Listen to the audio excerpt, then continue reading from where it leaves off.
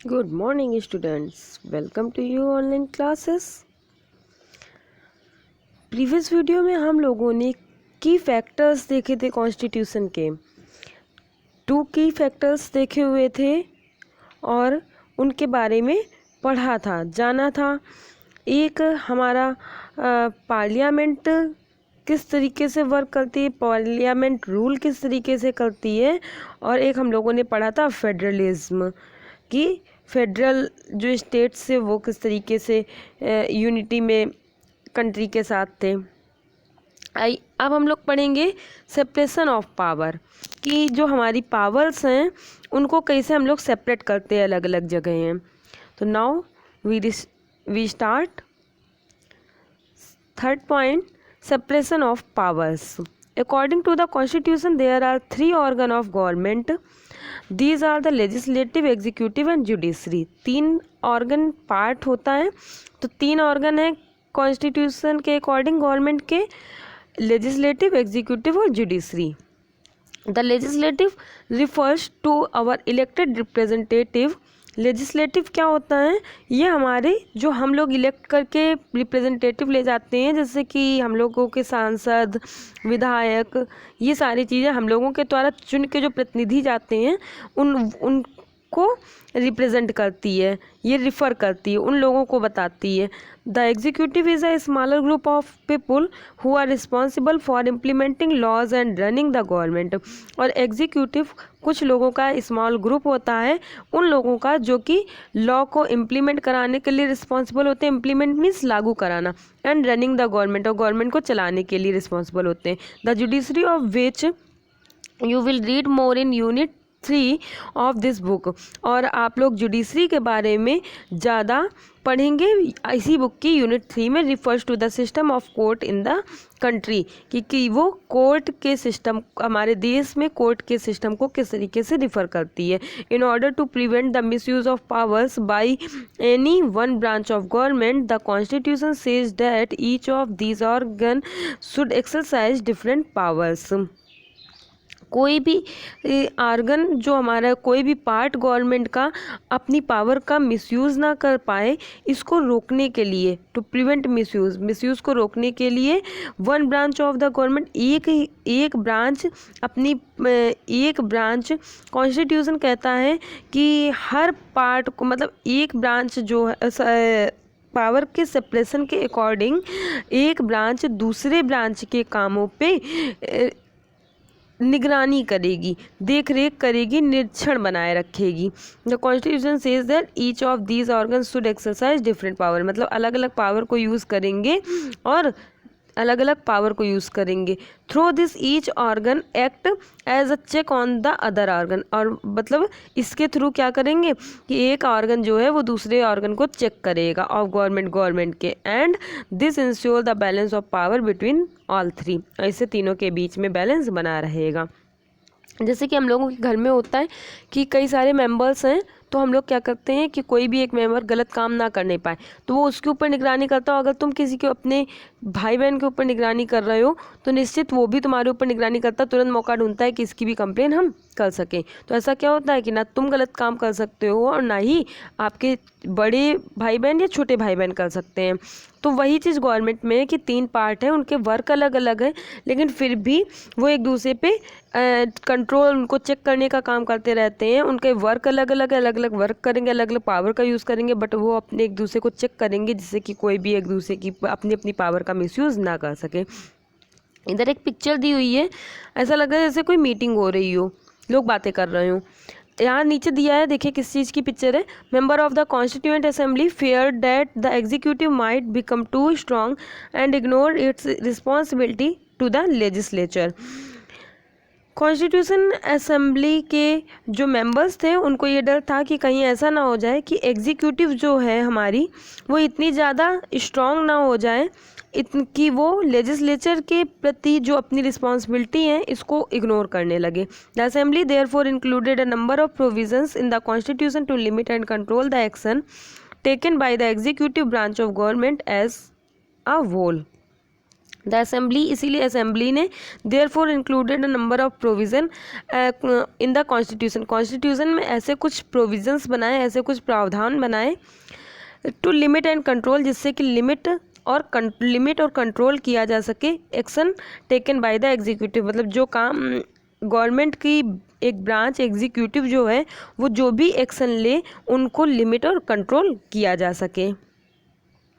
आगे दिया the word state is often used in this chapter, this does not refer to the state governments. जो word हर जगह पे हम लोगों ने इस चैप्टर में यूज़ करते हुए देखा है स्टेट, वो उस वर्ड का मतलब किसी स्टेट गवर्नमेंट से नहीं है। Rather than when we use state we are trying to distinguish from the government, और यहाँ पे स्टेट वर्ड का यूज़ हम लोग गवर्नमेंट को शो करने के लिए कर रहे हैं। Government is responsible for administrating and enforcing law, वो गवर्नमेंट जो कि प्रशासन के लिए और नियम कानूनों को लागू करने के लिए रिस्पॉन्सिबल होती है। The government can change with elections, government अपने मतलब इलेक्शंस के जरिए चेंज होती रहती है, इलेक्शंस के थ्रू चेंज होती रहती है। The state on the other hand refers to the political institution that represents a sovereign people who occupy a different territory. The state on the other hand, और दूसरी शब्दों में हम ये बोल सकते हैं कि जो हमारी गवर्नमेंट है या स्टेट है वो एक ऐसी पॉलिटिकल इंस्टीट्यूशन है जो कि सोवरेन पीपल, मतलब सोवरेन का मतलब हो गया जो दूसरे की सत्ता को मानते हो, संप्रभुता हमने उस दिन बताया था, संप्रभुता जो दूसरे को अपना प्रभु मानते हो, अपना मालिक। तो ऐसे लोगों को जो एक निश्चित डेफिनेट टेरिटरी, मतलब एक निश्चित टेरिटरी का मीन्स हो गया भूभाग, मतलब ज़मीन के हिस्से पे, एक निश्चित ज़मीन के हिस्से पे रहते हैं, ऐसे लोगों को रिप्रेजेंट करता है स्टेट। जैसे कि स्टेट, और हम अगर अपने शब्दों में कहें तो यही तो होता है स्टेट मीन्स राज्य, कि राज्य क्या करता है, उन्हीं लोगों पे शासन करता है जो उनके एक निश्चित एक सीमा में आते हैं। ऐसा तो नहीं है कि यूपी जो एमपी वाले लोगों के ऊपर तो एक निश्चित भूभाग पे ही तो यूपी के लोग रह रहे हैं, तो उस और जितने निश्चित भूभाग पे रह रहे हैं सिर्फ उतने ही लोगों पे यूपी की गवर्नमेंट शासन करती है। वही चीज़ है एमपी के लिए, एमपी के लोगों के ऊपर एमपी गवर्नमेंट सिर्फ उतने लोगों पे शासन करेगी जितने पे वो रह रहे हैं। तो वही चीज़ इसमें कही गई कि एक निश्चित भूभाग पे रहने वाले ऐसे लोग जो कि संप्रभु हैं, मतलब अपनी सत्ता को अपना प्रभु मानते हैं, उसको पालन करने का काम करते हैं, ऐसे लोगों को रिप्रेजेंट करने का काम करती है। आगे दिया वी कैन दस speak the Indian state the Nepali state, इसी आधार पे हम इंडियन स्टेट और नेपाली स्टेट आदि की बात कर सकते हैं। The Indian state has a democratic form of government, Indian state जो था डेमोक्रेटिक गवर्नमेंट है। द गवर्नमेंट और the executive is one of the part of the state, government जो है वो कि स्टेट का एक हिस्सा होती है। The state refers to more than just the government and can not be used interchangeably with it. State का मतलब सरकार से कहीं ज़्यादा बड़ा होता है, more than just the government, मतलब वो सरकार से कहीं ज़्यादा बड़ा होता है, लेकिन उसको सरकार के स्थान पर यूज़ नहीं किया जा सकता है, कि हम लोग सरकार के प्लेस पे राज्य को नहीं यूज़ कर सकते हैं।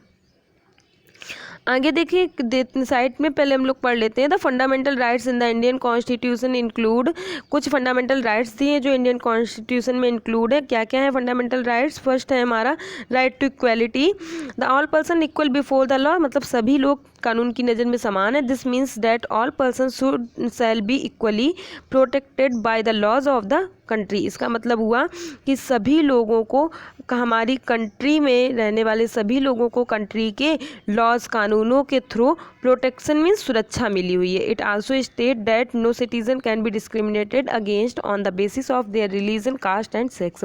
और साथ में ये भी कहता है कि किसी भी पर्सन के साथ में डिस्क्रिमिनेटेड अगेंस्ट मीन्स भेदभाव नहीं होगा, किसके आधार पे? रिलीजन, कास्ट और सेक्स के according. Every person has access to all public places, और सभी लोग, कोई भी, हर पर्सन सभी पब्लिक प्लेस पे जा सकता है, चाहे वो पब्लिक प्लेस इंक्लूडिंग प्लेग्राउंड हो, होटल हो, शॉप हो, ETC। The state can not discriminated against anyone in matters of employment, और स्टेट किसी के भी एम्प्लॉयमेंट के मामले में कोई भी भेदभाव नहीं करेगा। But there are exception to this that you will read about later in this book. लेकिन यहाँ पे भी कुछ एक्सेप्शंस हैं। एक्सेप्शंस मतलब कहते हैं कि जहाँ कोई चीज़ एक नियम कानून से चल रही हो, कोई चीज़ ऐसी हो जो उसको ना मान रही हो, उसका अपोजिट हमेशा कर रही हो, तो ऐसी चीज़ें एक्सेप्शन कहलाती हैं। तो यहाँ एक एक्सेप्शन है कि वहाँ की खुद, जो कि हम लोग बाद में इसी चैप्टर में पढ़ेंगे। The practice of untouchability has been also एबोलिश्ड।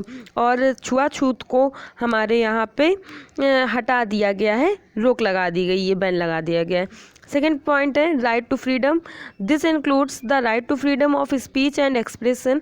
इसके थ्रू हम लोगों को स्पीच मतलब अपने भाषण देने की और अपने आप को एक्सप्रेस करने की, मतलब कोई भी भावनाओं को व्यक्त करने की फ्रीडम है। राइट टू फॉर्म एसोसिएशन, हम कोई भी सभा लगा सकते हैं, इसकी फ्रीडम है। राइट टू मूव फ्रीली, हम कहीं भी फ्री रूप से घूम सकते हैं। And reside in any part of the country, और कंट्री के किसी भी पार्ट में जाके रह सकते हैं।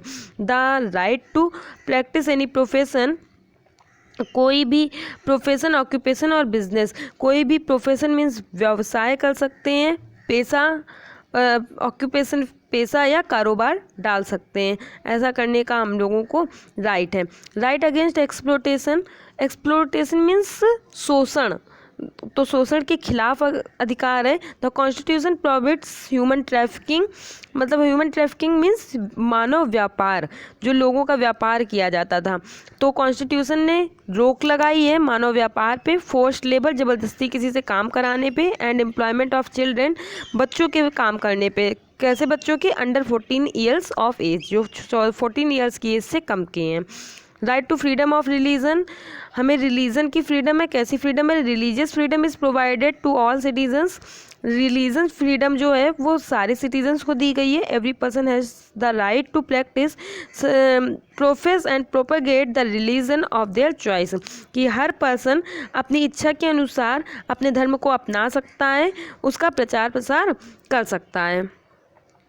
प्रोपोगेट मीन्स प्रचार प्रसार करना, प्रैक्टिस मीन्स उसको, प्रोफेस मीन्स आगे बढ़ाना, और प्रैक्टिस मीन्स हो जाएगा कि उसको लागू करना, उसको अपने व्यवहार में उपयोग में लाना। Cultural and agricultural rights, the constitution states that all minorities, religious or linguistic can set up their own educational institution in order to preserve and develop their own culture.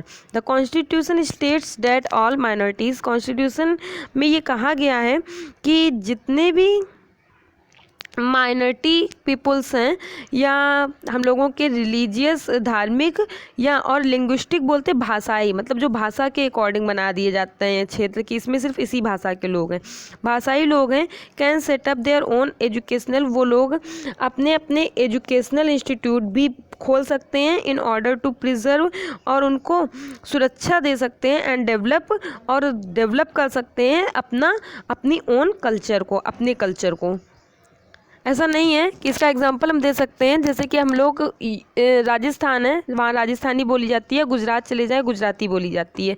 अगर वहाँ पे कहीं और के पीपल आए तो ऐसा नहीं है कि वहाँ पे, जैसे आंध्र प्रदेश के आए कन्नड़ बोली जाती है, या उधर तमिलनाडु साइड के आए तो तमिल लैंग्वेज बोली जाती है। तो वहाँ के पीपल आए और वो लोग यहाँ की हिंदी नहीं जानते या गुजराती नहीं जानते हैं, वहाँ रहने लगे और अपना तमिल लैंग्वेज का या कन्नड़ लैंग्वेज का स्कूल डालना चाहें तो गुजरात के लोग मना कर देंगे। ऐसा नहीं है, वो अपना स्कूल चला सकते हैं और अपनी भाषा में। ज़रूरी नहीं है कि उनको फोर्स किया जाएगा नहीं आप गुजराती ही सीखो, या गुजरात वाले चले जाएँ तो उनसे कहा जाए नहीं आप कन्नड़ सीखो, आप बंगाल चले जाए तो बंगाली सीखो। उनको उसी लैंग्वेज, अपनी लैंग्वेज को आगे बढ़ाने और आगे बोलने का मौका दिया जाएगा। फिर लास्ट है right to constitutional remedies. Remedies बोलते हैं उपचार को, मतलब संवैधानिक उपचार का अधिकार दिया गया है। उपचार मतलब उपचार कब किया जाता है? जब हमारी चोट लग जाती है। तो ऐसे ही कोई अगर हमारे अधिकारों को छीन रहा है तो उसको सही करने के लिए, उसको मांगने के लिए जो अधिकार हमें मिला है वो है कॉन्स्टिट्यूशनल रेमेडीज़ का। मतलब एक हमें ऐसा भी अधिकार मिला है कि अगर कोई हमारे अधिकार को छीन रहा है तो हम उसको बचा सकते हैं। नहीं तो अगर ये अधिकार हमें ना दिया जाता तो कोई भी हमारे अधिकार को छीनता, हम कुछ कर ही नहीं पाते। तो इसलिए ये अधिकार हमें दिया गया है।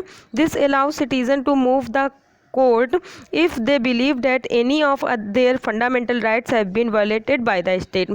अगर मतलब कोई भी सिटीज़न कोर्ट में जा सकता है अगर उसे ये लगता है कि वायलेटेड मीन्स उल्लंघन करना या छीनना, हनन करना, कि किसी ने भी, राज्य ने या किसी व्यक्ति ने उसके मौलिक फंडामेंटल राइट को छीना या उल्लंघन किया है।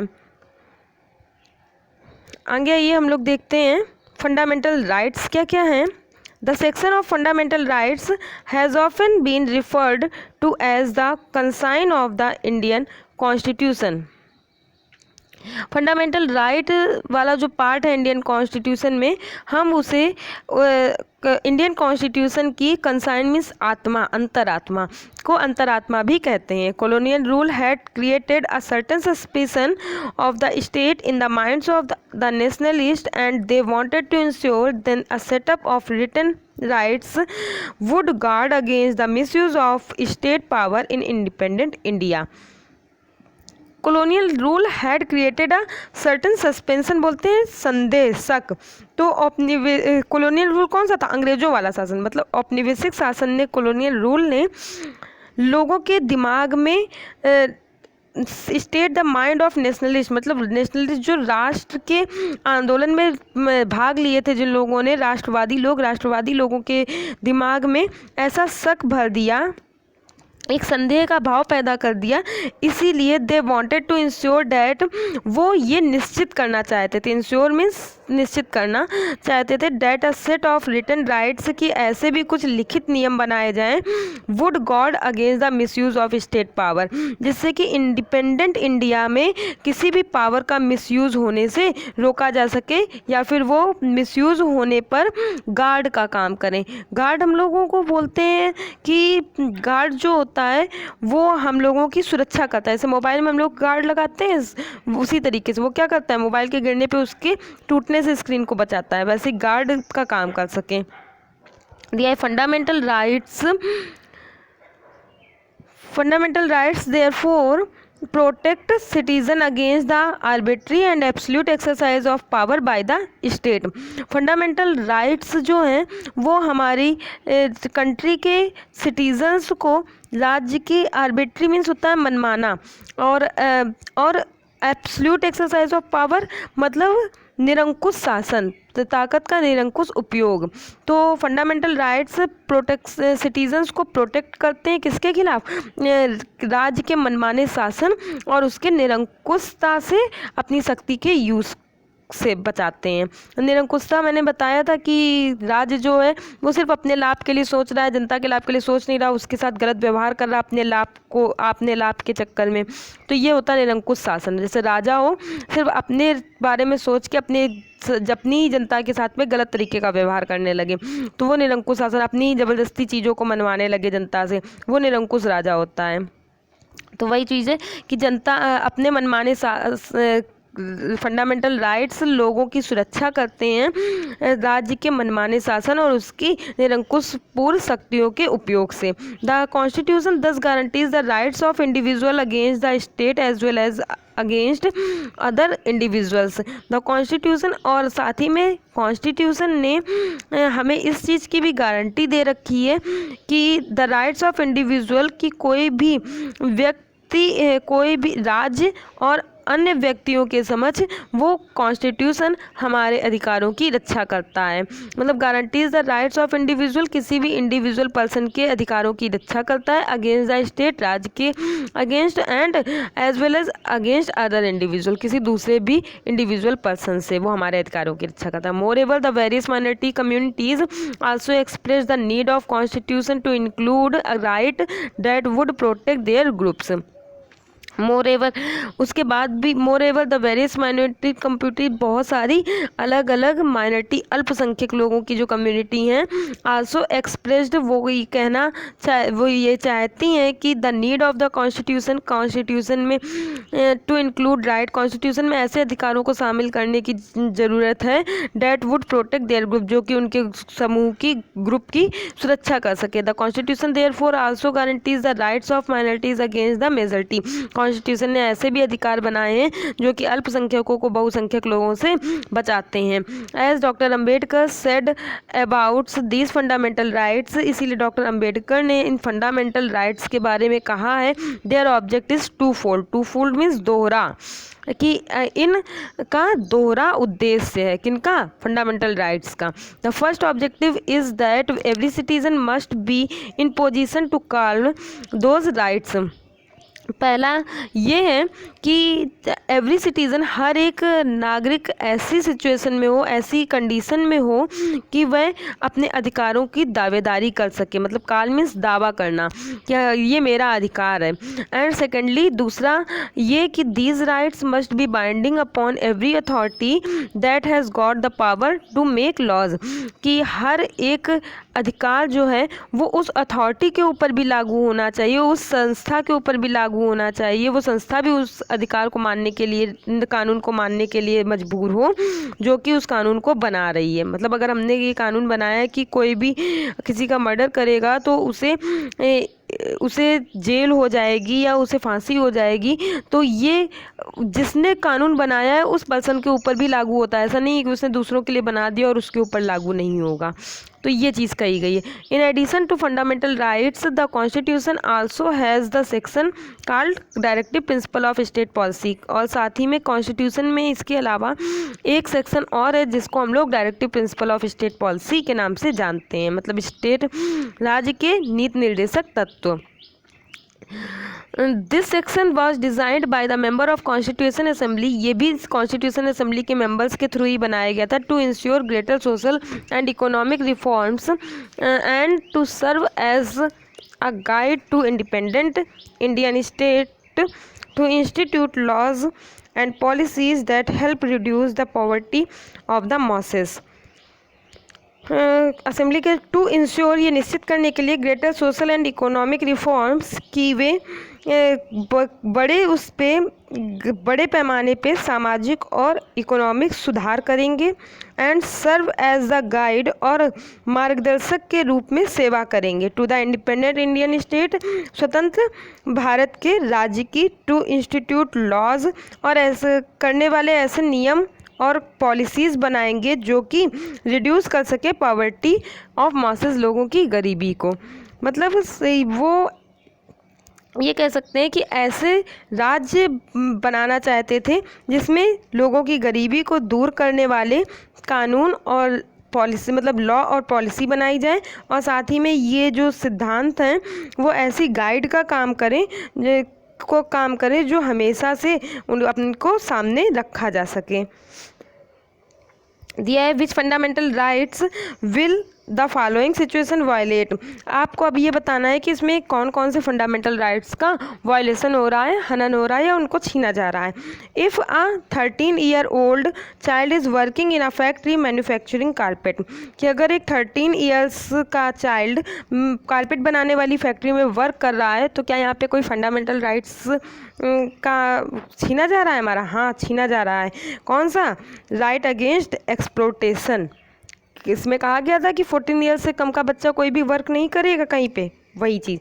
If a politician in one state decides to not allow labour from other state to work in his states, अगर कोई राजनेता मतलब ये कहे कि दूसरे स्टेट का रहने वाला पर्सन हमारे स्टेट में कोई भी वर्क नहीं करेगा, मजदूरी नहीं कर सकता, उसे काम करने से रोक रहा है, तो इसमें कौन सा हमारा फंडामेंटल राइट छीना जा रहा है?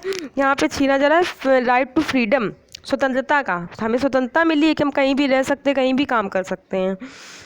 If a group of people are not given permission to open a Telugu medium school इन केरला, कुछ लोग हैं जो केरल में तेलुगु मीडियम के स्कूल को ओपन नहीं होने दे रहे हैं, तो इसमें कौन सा छीन रहे हैं?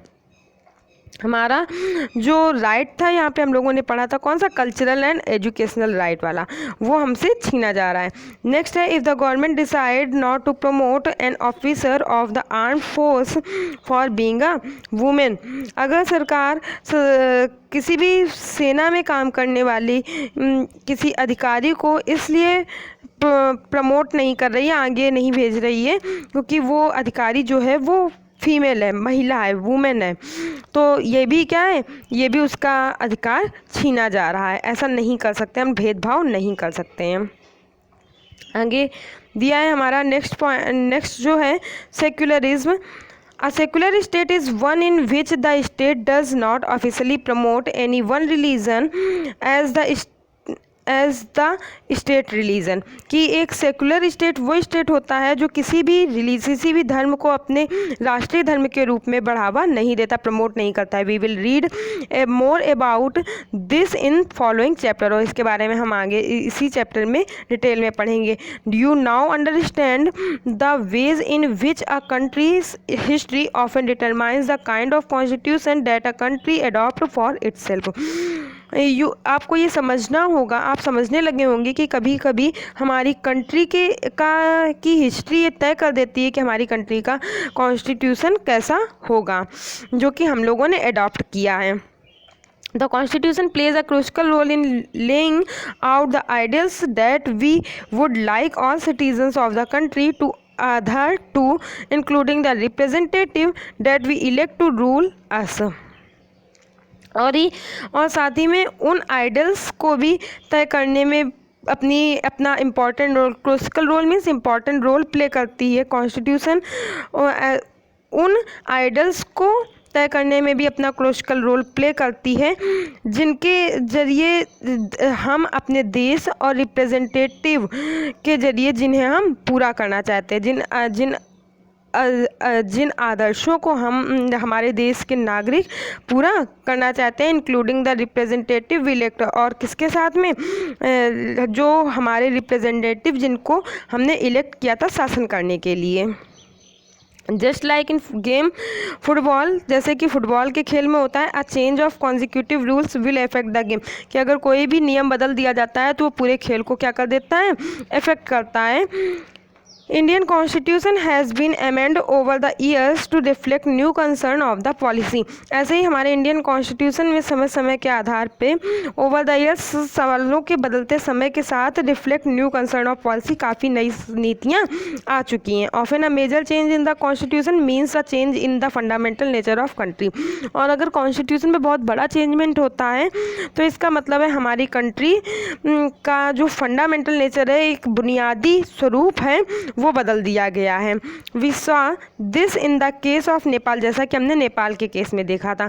How it needs to adopt a new constitution, कि उसे नए कॉन्स्टिट्यूशन की ज़रूरत क्यों पड़ी थी, क्योंकि उसने तानाशाही शासन को ख़त्म करके एक डेमोक्रेटिक शासन को अपनाया था। After it has recently become a democratic society, और इसी क्योंकि उसने क्या किया था, काफ़ी समय बाद डेमोक्रेटिक सोसाइटी को अपनाया था। The different features of the Indian constitution outlined above, और जिन चीज़ों को हम लोगों ने ऊपर आउटलाइन दिखाया है, डिफरेंट फीचर्स को, इवॉल्व कॉम्प्लिकेटेड आइडियाज़, वो काफ़ी कॉम्प्लिकेटेड हमें दिखाई देते हैं, जटिल दिखाई देते हैं, मुश्किल दिखाई देते हैं, that are often not easy to grasp, और उन्हें समझने में भी काफ़ी मुश्किल होती है, वो समझने में भी इतने आसान नहीं है। ग्रास्प मीन्स समझना। Don't worry too much about this for the moment, आप इस चीज़ के बारे में सोच के ज़्यादा परेशान वरी ना हो। In the rest of the book as well as your higher classes, आप में और जो चीज़ें बची हैं वो आपको या तो हायर क्लासेस में पढ़ने को मिलेंगी। You will read more about this different features of the Indian constitution. आप इंडियन कॉन्स्टिट्यूशन के बारे में ज़्यादा से ज़्यादा चीज़ों को पढ़ेंगे एंड अंडरस्टैंड, समझेंगे मोर सब्सटेंटली व्हाट दे मीन, कि उनके कि किस चीज़ का क्या मतलब था, इस चीज़ को ज़्यादा अच्छे से जान पाएंगे आप हायर क्लासेस की बुक्स में पढ़ के। The constitution also mention fundamental duties, constitution में कुछ फंडामेंटल ड्यूटीज़ भी दी गई हैं। Find out with the help of your teacher what This includes and why it is important for citizens in a democracy to observe these। हमें वो अपने teachers की help से लेके हमें वो फंडामेंटल ड्यूटी फाइंड करनी है, और ये भी बताना है कि ये हमारे डेमोक्रेसी में इम्पॉर्टेंट क्यों, सिटीजन्स के लिए इम्पॉर्टेंट क्यों है। दिया है constitutes each of the 11 fundamental duties with drawings, pictures, poem and songs and discuss them in the classroom। कि जो आपकी 11 फंडामेंटल ड्यूटीज़ दी गई हो उनको आप ड्राइंग के थ्रू, पिक्चर्स बना के, पोएम और सॉन्ग बना के अपने क्लासरूम में डिस्कस करें। यहाँ पे देखो ऐसा लग रहा है जैसे कागज़ पे कुछ लिखा जा रहा है, कुछ साइन करने के लिए लोग खड़े हों। तो दिया है the above photos shows various members of the constitution assembly signing a copy of constitution as its final section of on 24 जनवरी 1950। जो ऊपर की पिक्चर है उसमें ये दिखाया गया है कि 24 जनवरी 1950 को कॉन्स्टिट्यूशन असेंबली के बहुत सारे वेरियस मेंबर्स जो हैं वो लास्ट मीटिंग में कॉन्स्टिट्यूशन की एक फाइनल कॉपी पे साइन कर रहे हैं। मतलब the first photo from top shows prime minister Pandit Jawaharlal Nehru signing. जो फ़ोटो है, फर्स्ट फ़ोटो है ऊपर से, उसमें हमने देखा कि पंडित जवाहरलाल नेहरू साइन कर रहे हैं। The second photo of the doctor Rajendra Prasad, second photo में doctor Rajendra Prasad president of constitution assembly, जो कि हमारे कॉन्स्टिट्यूशन असेंबली के क्या थे, अध्यक्ष थे, वो साइन कर रहे हैं। The last photo shows the following person, और लास्ट फोटो में बहुत सारे पर्सन साइन कर रहे हैं from right to left. Right से लेफ्ट की तरफ अगर हम जाएं तो श्री जयराम दास दौलताराम जो कि थे minister of food and agriculture, और राजकुमारी अमृता कौर कर रही हैं जो कि हेल्थ मिनिस्टर थी। डॉक्टर जॉन मथाई कर रहे हैं जो कि फाइनेंस मिनिस्टर थे। सरदार वल्लभ भाई पटेल कर रहे हैं जो कि डिप्टी प्राइम मिनिस्टर थे। And behind the Shri Jagjivan Ram labour minister जो कि लेबर मिनिस्टर थे। ये सारे लोग साइन कर रहे हैं। सो द चैप्टर एंड होता है हमारा, और इसके साथ ही हमारा ये चैप्टर एंड हो जाता है। हमने बहुत सारी चीज़ें देखी कि इंडियन कॉन्स्टिट्यूशन में हमें फंडामेंटल राइट्स मिले हैं, कुछ हमारी ड्यूटीज़ भी हैं, और ये सारी चीज़ें पढ़ने का क्यों ज़रूरी है कि हमारे लिए कॉन्स्टिट्यूशन कैसे बनता है, कॉन्स्टिट्यूशन कितना टाइम लगा है, बहुत सारी चीज़ें हमने सीखी हैं। तो आगे हम लोग और भी चीज़ें सीखेंगे। तो हम यहीं से अपने वीडियो को एंड करते हैं। Thank you students.